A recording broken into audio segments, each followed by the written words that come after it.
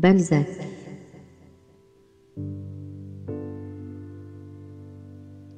La peau de chagrin. Présentation.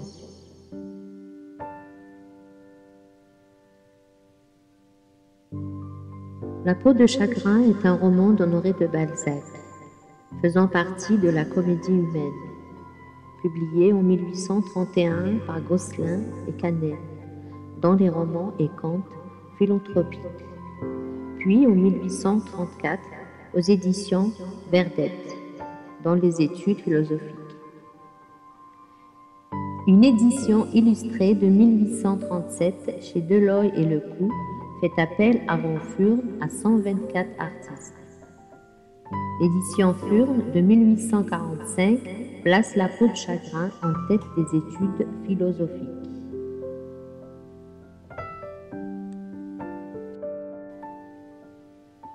Le texte a connu diverses prépublications dans les journaux de l'époque, sous forme d'extraits dans la Revue des Deux Mondes, en mai 1831.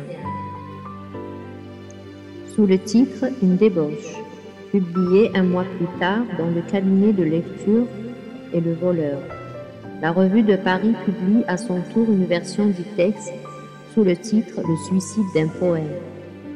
Ces prépublications provoquèrent un engouement tel que l'ouvrage fut rapidement épuisé peu après sa publication définitive. Cette œuvre peut être considérée comme le premier roman où Balzac montre sa vraie valeur. Le thème central en est le conflit entre désir et longévité. La peau de chagrin magique représente la force vitale de son propriétaire et se racornit à chaque satisfaction de son désir, d'autant plus s'il vise à l'accroissement de puissance. Faisant fi de la mise en garde de l'antiquaire qui lui offre cette peau, le héros s'entoure de richesses pour se retrouver misérable et décrépit à la fin du roman.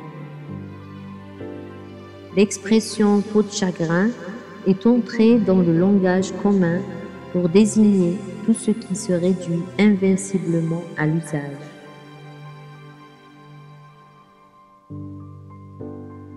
Le conte porte sur l'opposition entre une vie fulgurante consumée par le désir et la longévité morne que donne le renoncement à toute force de désir. Le message gravé sur la peau magique. Le jeune Raphaël de Valentin, après avoir perdu son dernier sou au jeu, a l'intention de se suicider. Il entre par hasard chez un antiquaire, où un vieil homme lui montre alors une peau de chagrin. Ayant le pouvoir d'exaucer tous les vœux de son propriétaire, comme l'indiquent les paroles qui y sont inscrites. Si tu me possèdes, tu posséderas tout, mais ta vie m'appartiendra. Le vieillard met en garde le jeune homme. Chaque désir exaucé fera diminuer la taille de cette peau, symbole de sa vie. Le cercle de vos jours, figuré par cette peau, se resserrera suivant la force et le nombre de vos souhaits, depuis le plus léger jusqu'au plus exorbitant.